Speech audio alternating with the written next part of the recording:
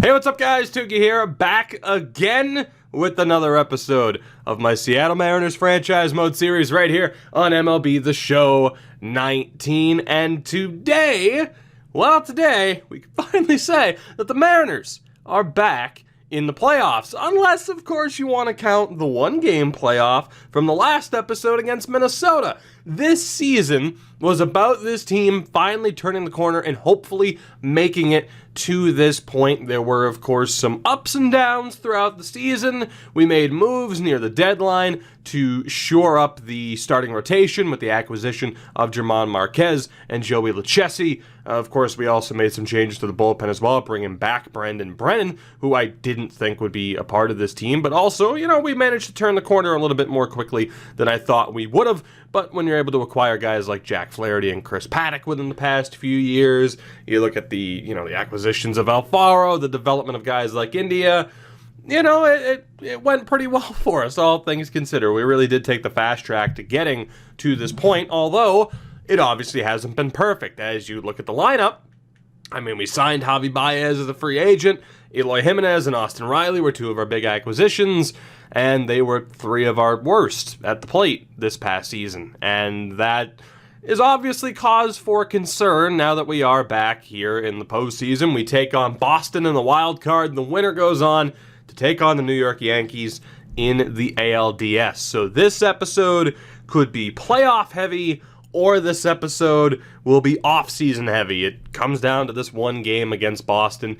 The good thing is, again, if you want to count it as a playoff game, because it kind of was, we already have a win under our belts this postseason.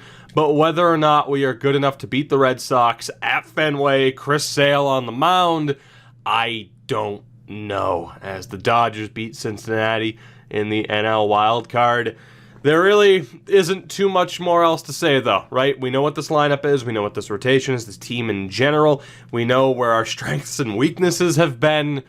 It's just a matter now of whether or not we can get results in the postseason. But it is obviously nice to see this team in the postseason for the first time in 20 years. I'm sorry, Mariners fans. But hopefully, we can do more than just make the postseason. Let's get this underway. We're going through quick manage, of course. 90 wins on the season, but we visit Boston, who finished with 102. Oh boy, beautiful Fenway. Now here's the question. Who gets the ball? I genuinely don't know. We picked up Jack Flaherty as the man to be our ace this season. The record wasn't phenomenal, but a 3.43 ERA, and of course the FIP at a 3.32, even the component ERA was pretty damn strong. We acquired Joey Lucchesi, who was having a great season. Of course, we've taken inspiration from, and by inspiration, I mean we've just flat out taken San Diego's best two pitchers with Lucchesi and Paddock. But it's a tough call here. It is. I really like Paddock's numbers on the season, and I gotta be honest, he might be the best option. It's gonna be a shame if someone doesn't get a chance here. Between these three, any of them are deserving. They really are. And if we lose, I'm gonna feel like it was my fault, Okay. We're gonna go with the guy who we picked up to be the ace. We're gonna go with Jack Flaherty. And this is his time to shine. At least give us a chance, because if we get to this series against the Yankees, our starting pitching may be strong enough to get us all the way through. Jack Flaherty gets the ball. Lineup-wise, it is, I was going to say, pretty much that. Brandon Lowe in the 2 spot. Never would have thought, or in the 9 spot at second base, never would have thought that Alfaro, India would be the 3-4 combination here. Never would have thought that. But we're good to go. This is the team. Let's do it. The wild card game against Boston. And we start off with a leadoff single. Malik Smith, he gets the steal as well. We're going to play small ball here. Kelenic punts him over. Alfaro sac fly. He walks. Interesting. India go for the sac fly. Flies out. Not good. Pete Alonso, we really need something here. And he strikes out. Huge wasted opportunity to begin this game. Let's see what Flaherty can do on the other side. 2-out single for Xander Bogaerts. Travis Shaw grounds out. I suppose the one thing we could have done, of course, was look at, that's the one thing I actually should have done, was, of course, to look at their team. But when it's a one-game playoff, it's like, how much does it really mean? But Chris Sale, 17-6 on the season. I mean, it's Chris Sale. Of course his numbers are going to be, outrageous. We had a chance to get to him in the first inning. We wasted that. Let's see what we can do here. 1-out single for Eloy. I've heard it pronounced both ways. I normally went with Eloy, but then I heard Eloy, so now I say Eloy. Austin Riley walks. 2 on, 1 out for Brandon Lowe, who strikes out. Smith walks. Okay. This is going to be interesting. Jared Kelenic gets the call up midway through the season because Ubayashi wasn't exactly cutting it. And this is by far the biggest at-bat of this 22-year-old's young career. Bases loaded, 2 outs here in the top of the second. Can Kelenic deliver? He can. He walks, but that's okay. Patience and discipline, he gets credit for that.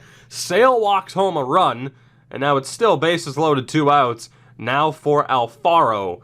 And if he can do something here, then things might be looking up a little bit. Alfaro drives. He walks in a run again. Chris Sale, 4 walks in 5 batters.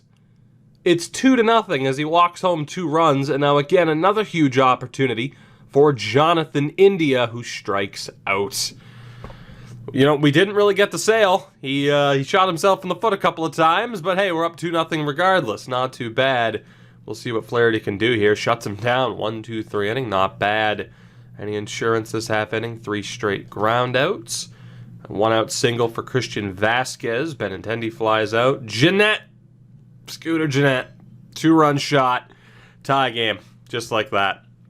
Scooter Jeanette doing what our big bats could not do already in this game. We go to the 4th, tied at 2 apiece. A huge wasted chance there. 3 straight flyouts, and now a leadoff single for Shaw in the bottom of the 4th. A walk to Guzman, 2 on, 1 out for Lamont Wade. The 28-year-old didn't actually played fairly regularly. 49 RBIs in the season, 728 OPS. We'll see what he can do here, and the answer is double play. Hit into a double play. Not bad. We go to the 5th. Kelenic leads off with a single. Can he get the steal? He can. Alfaro can't bunt him over. India strikes out. Alonso flies out. Very disappointing to see our better players struggling like this. What can Flaherty do in the bottom of the 5th? Gives up a 2-run shot, or not a 2-run shot, but a 2-out shot. This time to Benintendi. Jeanette gets on base, and then Bogaerts strikes out.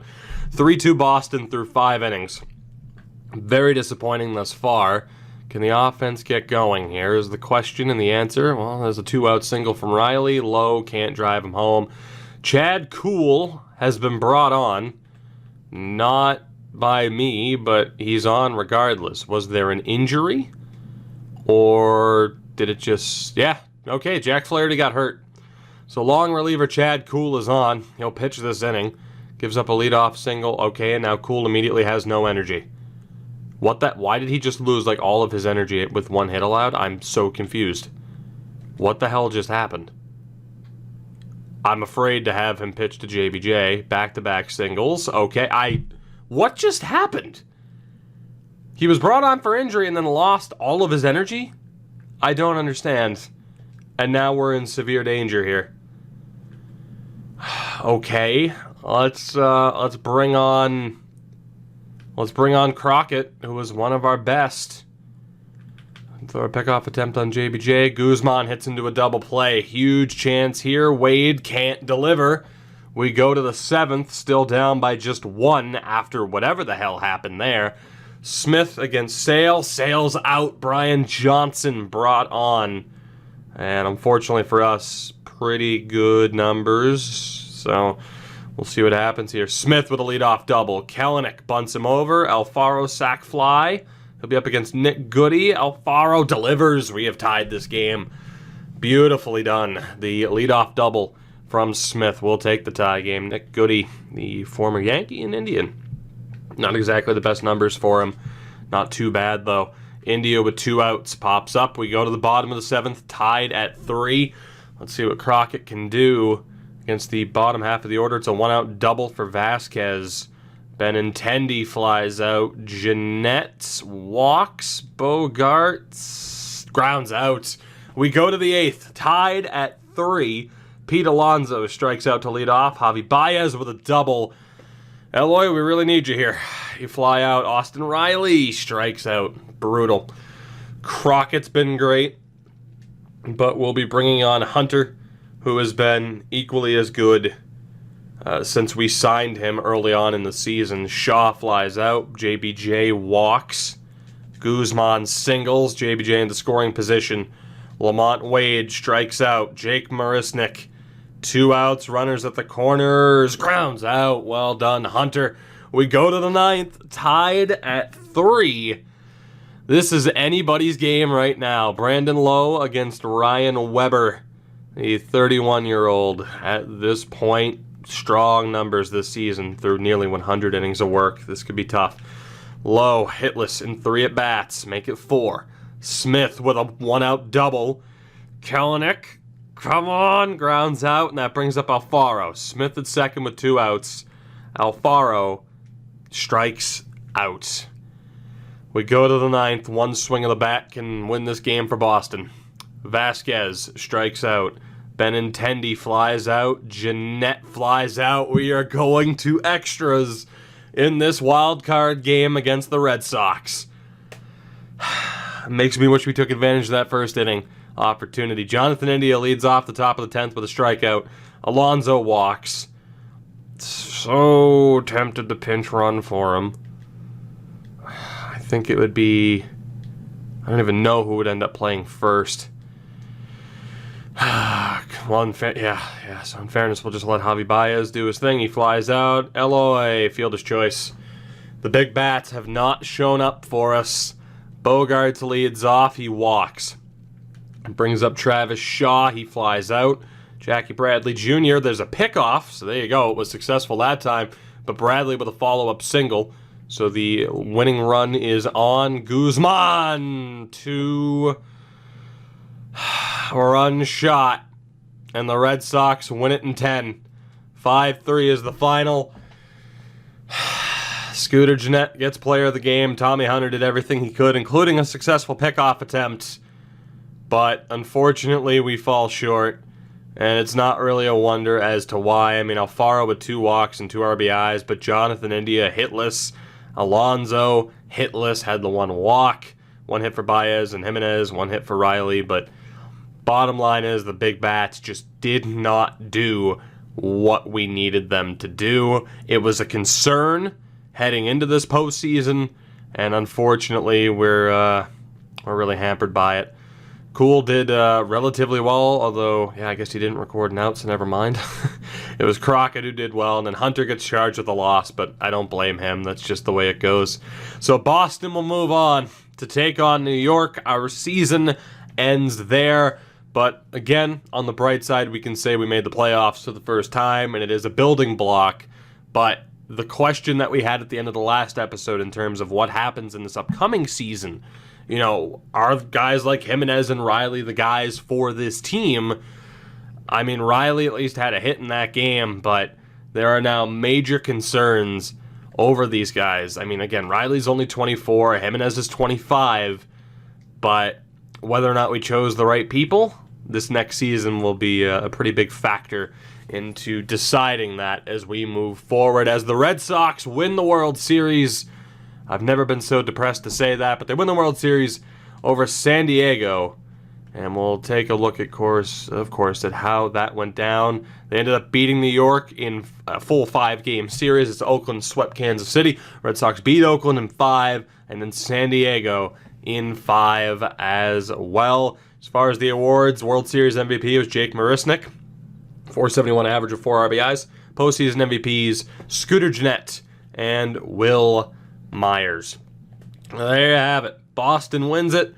We move to a very important offseason for this team in terms of any big names retiring, any Hall of Famers, looking like that might not be the case. Miguel Cabrera, retired as a free agent, a 20-year career. He moves on to the Hall of Fame. With that said and done, let's move on to the rest of the offseason. Now, we do have some contracts that we have to worry about. Staff-wise, we're good to go, so that's pretty nice. Although, yeah, there wasn't anybody that we wanted to fire. Of course, we fully changed up the staff. So in terms of exclusive free agents, oh boy. This is a little bit tough. Now, Oberg could be brought back. Of course, he was a deadline pickup. The numbers were pretty solid. I think it'd be better to bring him back and risk him regressing. Although, if we take a look at the roster, I mean, we do have guys like Bruno Guevara, Willingham, of course, the guys that we drafted, and we drafted so well in terms of bringing in relievers, will be looking to move up this season. But I think we will try to keep somewhat of a veteran bullpen heading into this next season at least, and give some of these guys another chance to develop. So, at the very least, Daniel Murphy's gone. Of course, he was just our random first base signing. David Phelps will be gone as well. Of course, we brought him in, and then he was abysmal. Tanaka, we're going to have to let go for now. Of course, we brought him in. He actually did really well, but I don't know, man. Maybe someone like Miguel Cairo, maybe we look to bring on somebody else, but I think it's almost too much of a risk of him regressing, despite the fact that he had such a strong season. But obviously, we're fairly top-heavy as it is, so maybe we do go with somebody younger, like Cairo or like Pablo Fernandez. So I think for now, we'll plan on letting go of Tanaka and see who else is available. Tommy Hunter was really good. Like, I know he got charged with the loss. I'm a little bit worried about him regressing, though. But I wouldn't be against bringing him back for the right price. He's not even looking for that much. He's looking for 2.2. And wants a depth role as well. So, you know, I'm gonna bring back Tommy Hunter. We'll give him 2.7, hopefully. And we'll try to bring back Oberg as well. I think, again, though, with his age, it'll be a one-year deal, and we'll just pay him that little bit of extra. And then Smith, I mean, he was one of our best players this past season. How much is he looking for? 17. 17. Oh, boy. I suppose it's the question over whether or not I want to pay him that much money. And that really is the question. Whether or not we'd be better off getting compensation for him or letting him be kind of one of the leaders in the outfield. Because right now, of course, I mean, Kelenic is on the way up. Eloy's there for now as well. I mean, I think we have to go with him because I don't think Brennan Davis or Christian Robinson are going to be ready. So we will... I don't know, man. It depends on who else is a free agent, because I feel like we could bring in someone who's even better. I mean, a 355 on base, the straight 7s OPS. The only thing that I'm thinking that might be the best way to go, because we don't have limitations, is to kind of cheese this a little bit. We go the 15. We give him a player option as well. We backload this contract, and we see if this works out for us here. Because obviously we'd be getting rid of him before this contract was anywhere near up, and we'd save some money here short term. So say we give him $240 million over 15 years, but it's backloaded. It's not too bad, and that should still be relatively high interest. We'll see if he accepts it. I probably could have dropped it a little bit more, but we'll aim to bring back Smith, Oberg, and Hunter. And then again, unfortunately, I think we're going to let go of Tanaka for now. Although there's a decent chance I could bring him back, depending on who's on the free agent list. So we'll find out here soon. Have we officially re-signed anybody? Oberg and Hunter have signed. So that's good, but we're still waiting for Smith. Let's see, we got a couple more days here. Still waiting for Smith. If he doesn't sign that deal, we're still looking good, though. Maybe we do end up getting compensation for him. So Smith will be going to free agency, and we'll see what happens from there. That could suck. I mean, man, Aaron Judge is a free agent too. Obviously, we have a lot to do here, but it's still worth taking a look. And I mean, catcher-wise, Alfaro was one of our better options, but man, someone like Wilson Contreras is there as well.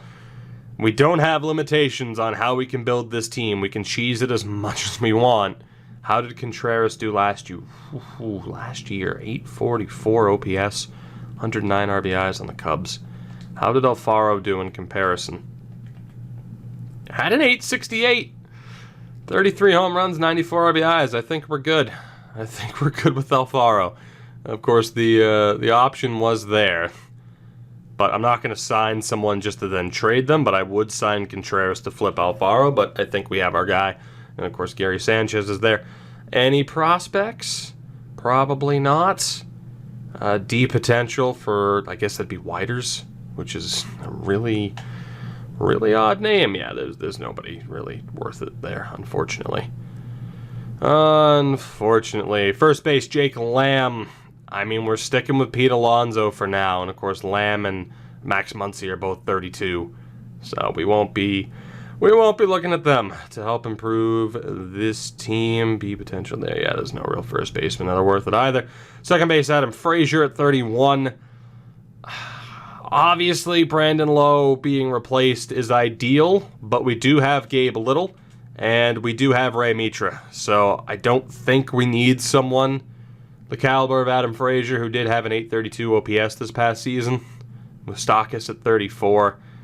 I think I'd rather turn to the youth and let them try to develop than be like, hey, Adam Frazier, and let's go for it this year.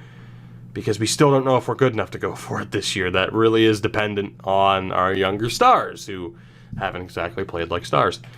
So a third, Jose Ramirez, though. That is the type of player that can make you change your mind on just how quick or how slowly you want to look to rebuild. Can't help but think if we can get Jose Ramirez on an interesting contract, that would be the better way to go. And then Brandon Drury, a hero for the Angels run that we had been running on Twitch. An absolute hero. For some reason, just dominated. I mean, look at that. Look what he did for the Yankees last year, 929. I'm telling you. He is broken within franchise. Broken in all the best ways in franchise mode this year. We might come back to offer Ramirez a deal. And as much as I'd love to offer Brandon Drury a deal, I mean, again, I think it would be worth having the younger guys, because he would have to be a DH, and Jonathan India is not a great fielder. So, but Jose, in terms of a big money offer, that could be the type of guy we look for. Bobby Parks just isn't that great, unfortunately. Shortstop, Dansby Swanson is available, and his amazing hair. Had a 920 OPS this past season. Kind of in the same boat where we could go for someone like Swanson. Anderson's there as well. Although I like Swanson, he's a little bit more well-rounded. I mean, the batting's kind of... I mean, the contact against lefties is the big one there for Anderson. But between Ramirez and Swanson, we could make a move if we wanted to. We have the money for it, which is great. Roarbaugh's not really worth it. And then in the left, now, my God, is there some competition for outfielders, apparently. That is insane. With Benintendi, Nimmo, Gallo, so here, you know what we'll do? Let's just mark down these players. I'm not saying these are the offers that we're going to send out. But these are the players that we could target. Benintendi, only an 856. And you look the past 2 years prior to that, that is a risky contract in terms of what he's done at the plate. The Red Sox are already offering him a pretty damn big deal. I think I'd probably prefer to avoid that situation because he's got to be looking for the full 30, right? Yeah, full 31 million. I mean, you'd have to backload that contract to get that price down pretty far. But with what I've seen thus far from him, and the on base last year was nice, but again, it's those 2 prior years. We've run 4 seasons, and in 2 out of the 4 seasons, he certainly hasn't been worth 31 million. So we'll be avoiding Benintendi. Brandon Nimmo at 30 has been tremendous over the course of these 4 years. And if we lose, although, has he signed? No, Smith is still listed. That's super weird. For a second, I thought Smith signed. Brandon Nimmo, though, could be an excellent replacement. Joey Gallo, 29 at this point, and you kind of know what you're getting with him. Again, the OPS in 2 out of the 4 years hasn't been great, hasn't been bad necessarily either. And then obviously he had a 941 3 years ago. We could look at giving Gallo a pretty interesting contract. JD at 35. Jesus Christ. He still had 60 home runs last year, man. We still have to explore that possibility. And then from there, someone like Brian Goodwin had an 842. He hasn't been bad, but, I mean, man, if we're going to be looking to bring in help, we might as well look for one of the big-time players, although Goodwin wouldn't be a bad budget option, we'll say. And I only say budget option because in comparison to who is also available in this free agency period, he would be a budget option. Those other moves are big-time deals. In center, obviously Smith, and we have that big money offer out to him. I can't imagine he's not going to take that, but if he doesn't, we get compensation. Buxton's available. Not a chance. Not a chance you're getting a big-time offer from me. Obviously, the speed and the fielding are amazing, but for what he brings to the plate, $26 million, might be able to get that down to like 21. I'm not paying 21 for someone who has had an OPS in the 6s in 2 out of the past 4 seasons. That's not going to happen. Almora's a bit of a drop-off. And again, it doesn't appear that there are going to be any half-decent prospects. Even Ryan Wood's not that good. And then on the right, Aaron Judge. Which, yeah, there are outfielders we could potentially go for, I would say. And then Mitch Haniger, who we could look to bring back to Seattle. But unfortunately, I mean, like this was the first year where it's like, oh yeah, Mitch Haniger, you're kind of worth the money. Hasn't really been there. And then again, obviously, someone like Naquin, Castellanos are available, but we have the money to spend, at least for the moment. Obviously, we need to send out some contracts to our guys already on the roster. Starting pitching-wise, there is some help available if we wanted to bring in another elite starter. Jose Barrios has been tremendous and is off the back of his best season statistically. So, I mean, just to kind of mark you down as a player that could be worth it. Jamison Tyon has been tremendous. Just, he is such a monster in franchise. He was last year too, but even more so this year. Kyle Freeland, it's been a little bit shaky in 2 of those years. That's going to be a no from me. I'm not giving Kyle Freeland the big money deal. And then James Paxton at 34. I'd be too afraid of him regressing. Joe Musgrove has been pretty good. I've seen him succeed for the most part, franchise mode this year. Although, the past 2 years, you don't really know what you're going to get with him, so I'm a little bit afraid of that. Same with Carrasco, afraid of him being 36. Same thing as Paxton. Trevor Williams is there at 30 years old.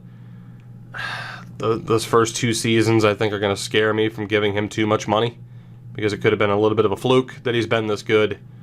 And then absolutely not. If you've had over a 5 ERA, I don't even want to talk to you. So, Tanaka is still there, but I think if we're going to bring anybody in, it'll be someone on a big money deal at the top of the board. We just have to decide which players are the right ones to bring in on those big money deals. I'm going to hold off on signing Reagan and McGreal. They're not bad, but they're not great either. Yeah, there's really nobody that I want there. Relievers, Trevor Rosenthal is available at 32 years old. The ERA for the first 2 seasons are a bit rough. Yeah, I'm not giving him a big deal. Not a chance. What about Carl Edwards Jr.? That second season was a little bit interesting, but I'd much rather give someone like Edwards a contract than Rosenthal. And then Chad Green at 31. First season was a little bit rocky, but since then he's been pretty damn good. That's also someone else we could look to target. And then what about someone, Sammy T is there, but obviously he struggled. That's why we got rid of him. Nick Whitgren. What about the FIP? That's going to be a no for me. 2 out of 3 seasons were a little bit rough. So I think, again, we'll go for some of the big money deals. If we can get any of these guys to sign for cheap or sign the long-term back-ended contracts that'll help us afford them, and then we just ship them away before that contract really becomes a concern to us. Doolittle's 36, so I'd avoid him. Edwin Diaz has not looked good. Not a chance I'm giving him that much money. All right, so at least we know who our targets are, although I do need to look for potential players here down the board. See if we have anybody who's half decent. It's not looking too good, though. And really, we haven't found any prospects thus far. So, good old Brooks Pounders. Still a great name. So, at least we know who we're going to be looking to target here. And it's going to be the big names that are available.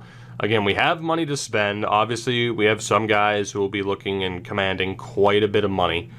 Obviously, Joey Lucchesi will be brought back. And we'll be able to drop that down to a 1-year, $5.4 million deal. He's probably not going to be the ace for us this season, which isn't surprising. And actually here, we'll pay him just a little bit extra, $6.3 million. Probably won't be the ace, so he'll be upset about that, but that is what it is. Brennan was strong once we brought him back in. I mean, again, I didn't think he'd be a player that would be, available for us in our window, but the window is open. We'll see if we can pay him $3.3 per. And Kyle Crockett, we will also look to bring back, and of course the good thing is these guys are on cheap enough deals that we'll be able to flip them if necessary, and we'll pay Crockett $1.9 million a year. Anybody else? Pete Alonso. I mean, 3 years at $6 million. That is a little bit concerning, but it'll be worth it if he finally plays like he should be able to play. So we'll go 6.2 a year and see if he accepts that. Third base, Austin Riley, same thing. Except he's a little bit more expensive. We'll go 3 years at $7.2 million per. And Ubayashi in right is still a decent depth option. And probably someone who will look to flip more than likely, but it's still worth signing him as opposed to letting him go for nothing. And then starters, again, Lucchesi, Brennan, so we're good on that front. And then as far as the old tendering of the contracts, I do have to go through the roster just to make sure. So it's a tough call as far as how much money we're going to have available and who we should go after with these big-time free agents. And I think the key here is just whether or not we want to try to get these guys on cheap 1-year deals or, again, just go for the 15-year backloaded contracts and see how that compares. I've had success with both methods as far as, you offer someone a 1-year deal with the lowest possible interest that's still at least a yellow bar, and they'll still typically accept it. So between that method and this method, again, if you're not putting restrictions on yourself like we aren't in this series in terms of, wheeling and dealing and flipping players, then, there are ways to get around it. I can lower that a little bit more. We can pretty much bring that to 3/4 of the way and still be good to go. So it's going to be about a $400 million deal for Aaron Judge. Which, I mean, hey, if he signs, then we got at least a couple of years where maybe, just maybe, things can happen. And I think with all these guys, that's pretty much going to be the way we look to get these deals done, is just max, 15-year deals. Normally around 10 years is where you start to get diminishing returns and you don't get that little bit of extra interest to the meter.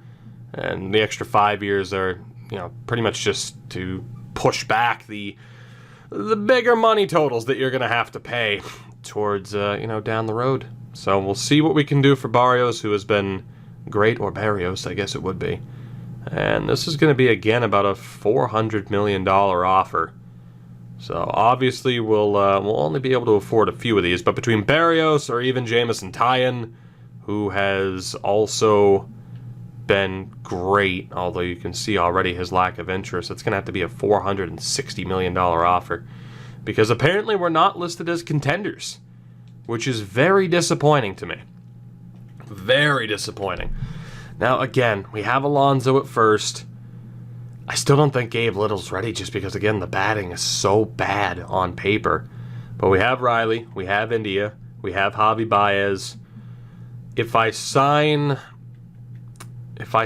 Jose or someone else for the infield, that really affects Ray Mitra, which isn't great, admittedly.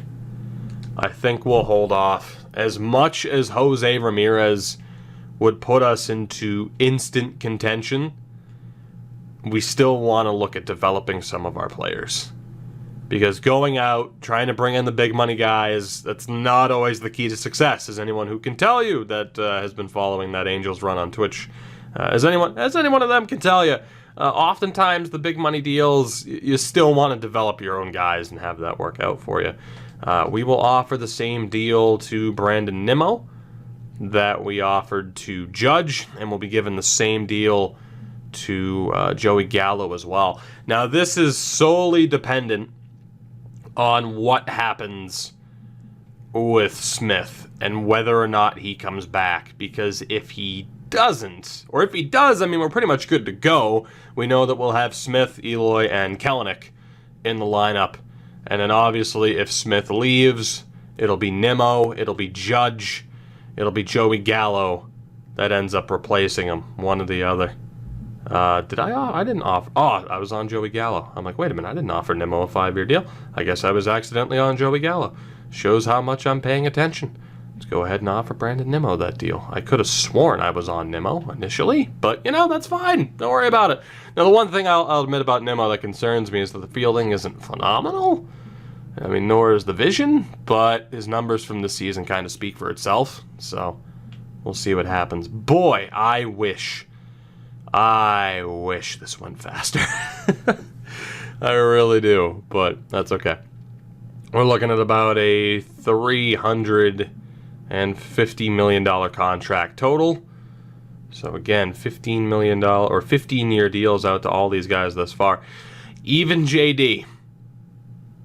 I think even JD, as dumb as that is, you go 15 years, you backload it, and you'll be able to get his price down extremely low because the AI teams aren't exactly smart enough to realize, oh, that's a 15-year term.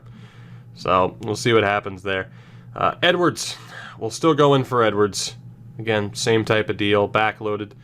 Although with him, it's not even that expensive of a deal right now as it is. We'll go 104 mil. And again, you can see how low the interest bar looked, but then in the bottom right-hand corner now, you see how high the interest bars actually are.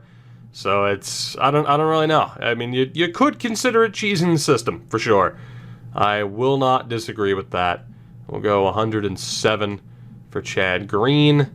And then Dansby, again, will be out on Dansby. And then Smith, we have that big money offer out too.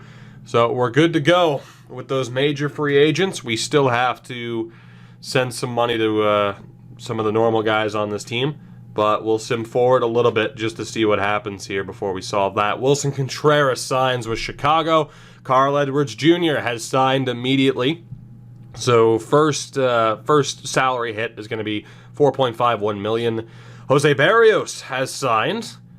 So two big deals there. Jose Barrios and Carl Edwards Jr. have signed. So the rotation is set. My God. Barrios, Flaherty, Paddock, Lucchesi, and Marquez. That is a murderer's row of talent. That is phenomenal. And then the bullpen's already been bumped up with Edwards. So I think we're pretty much good to go. We can obviously take out the other offers. Now, as much as I'd love to still be in for Jameson Taillon, his offer with Pittsburgh has already eclipsed ours in terms of interest. I'd have to pay him even more. I could still go for Jameson Taillon, but really, what's the point? So, it's like, okay, so we go for Jameson Taillon, right? And then we end up trading someone like Marquez or Lucchesi, who are already good to go. And then we're taking up more salary that could have potentially gone to the outfielder that probably eventually replaces Malik Smith. So it doesn't really make too much sense. We have our guy. The wheeling and dealing up to that point is somewhat irrelevant.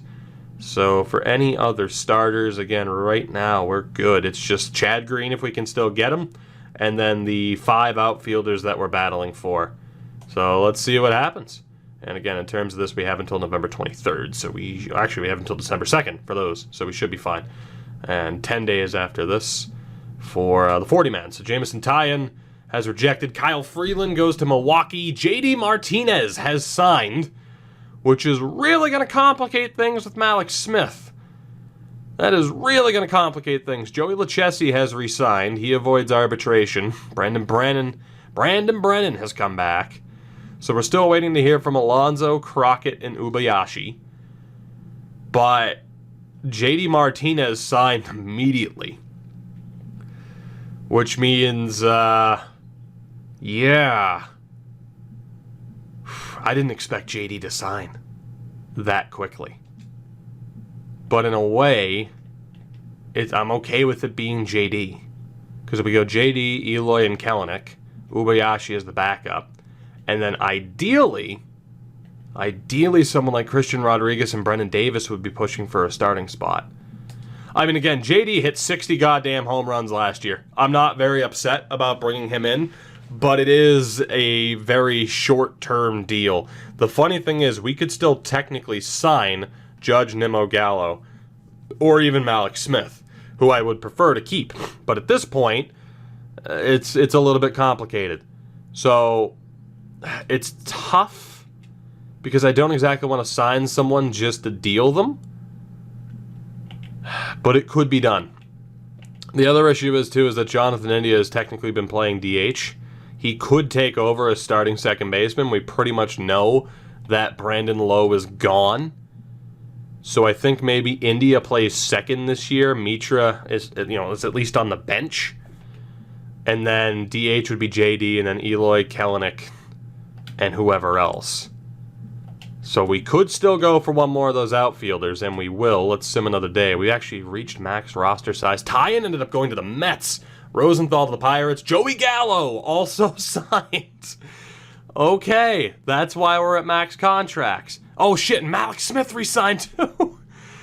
Okay, that wasn't expected. Right, well, we ended up with one too many. Now, the good thing is the only other guys out there left that we were interested in were Judge, Nimmo, and the reliever Chad Green. That is insane, though, that Malik Smith decided to re-sign. Maybe I should have pulled back the offer. We need to get rid of some guys in case I still want to go for Chad Green.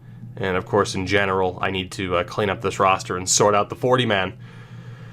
We'll see who we eventually go for and who we eventually keep, because obviously certain people are going to have to be traded. That is fairly straightforward. And I think technically, even though we dropped... Actually, no. Yeah, even though we dropped these guys, I think they still count against us. So I don't know if we'll be able to bring on Chad Green.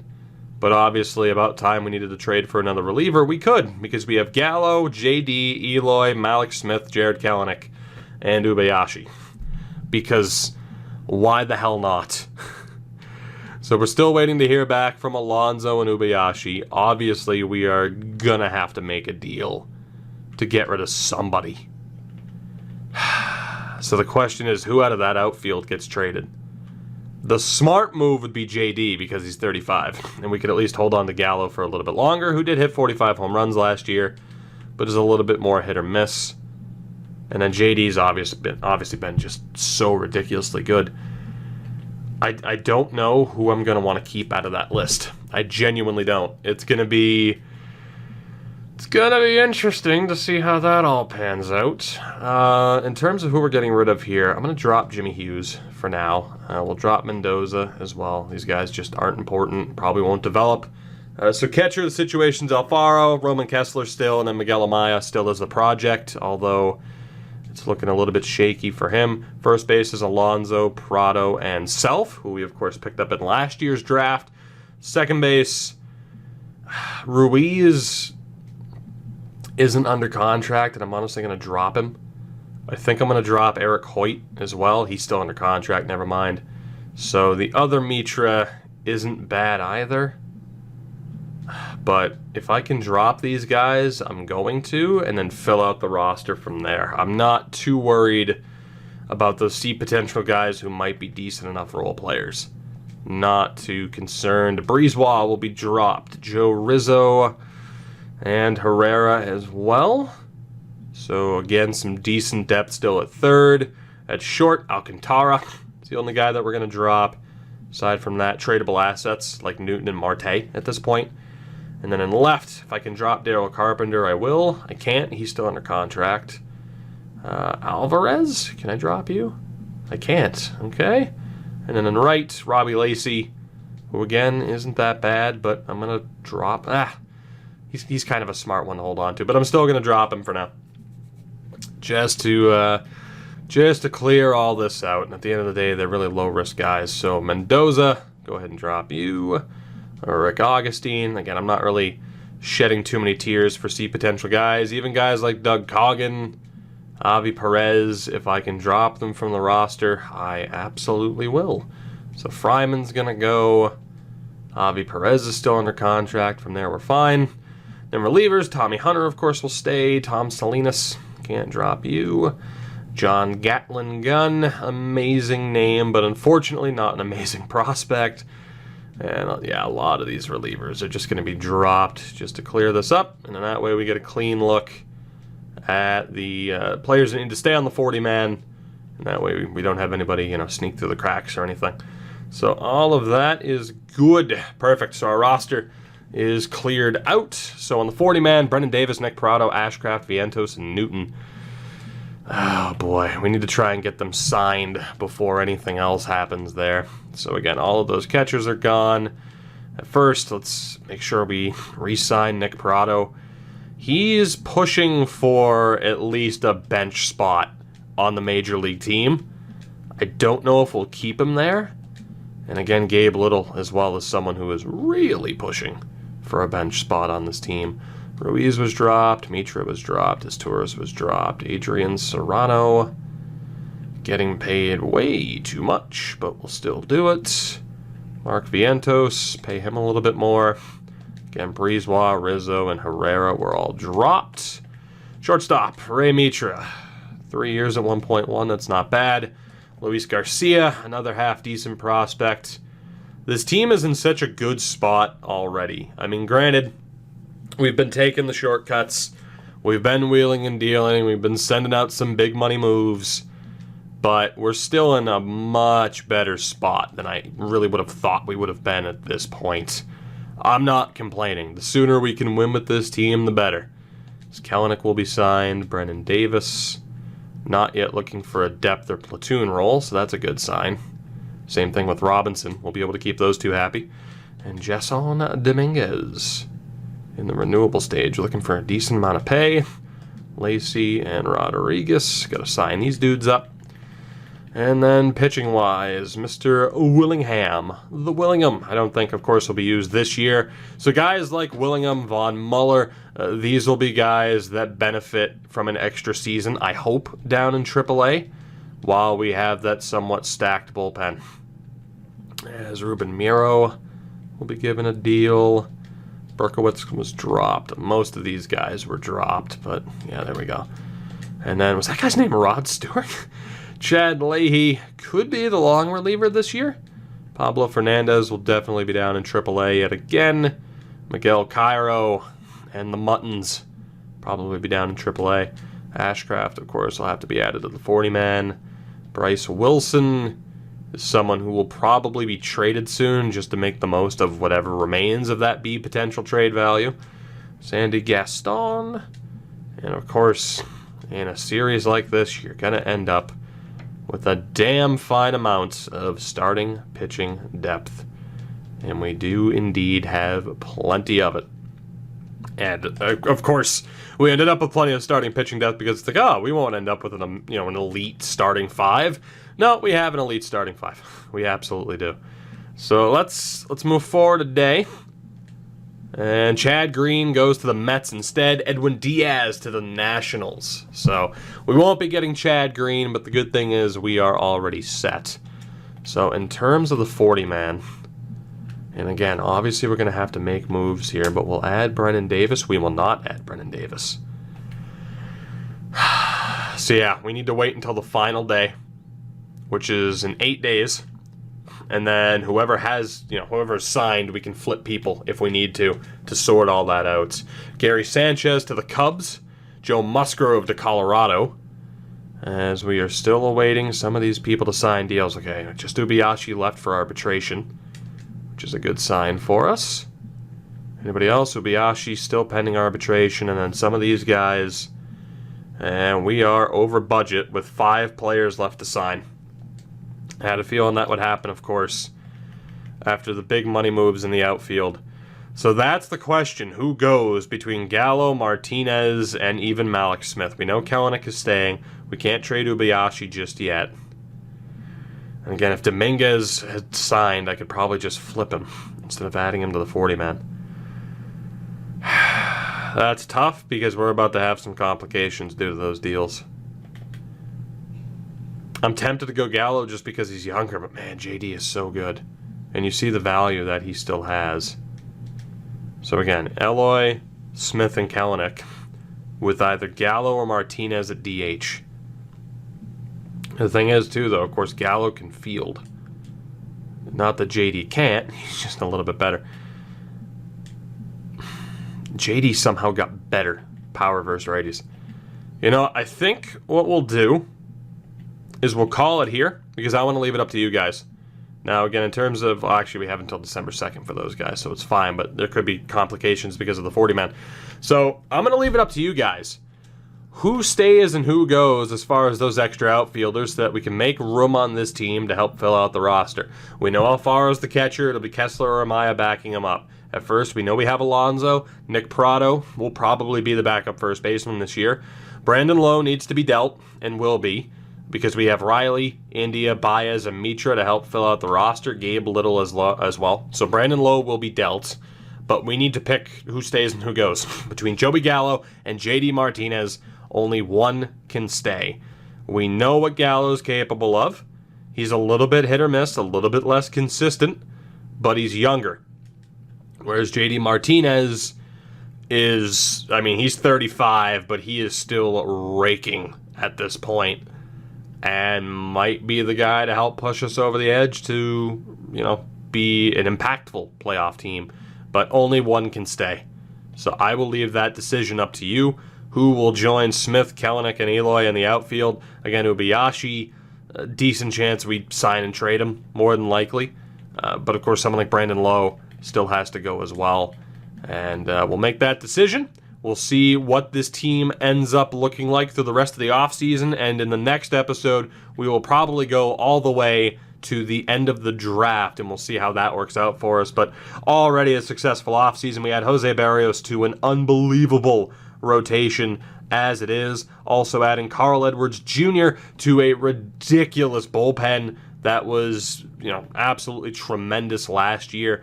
This team, make no mistake, is poised for another shot at the playoffs, but we do need to move around some pieces before we get there. So I hope you guys enjoyed this one. Again, another one that was on a bit of the long side, but, you know, I wanted to make sure we at least get a little bit into the offseason, if not basically halfway through, if not further. So, as always, again, hope you enjoyed. Drop a like on the video if you did. Helps me out quite a bit because YouTube's weird like that. And I will see you in the next one where our 5th season begins, and we'll see whether or not this team can live up to the hype that is being built up around them.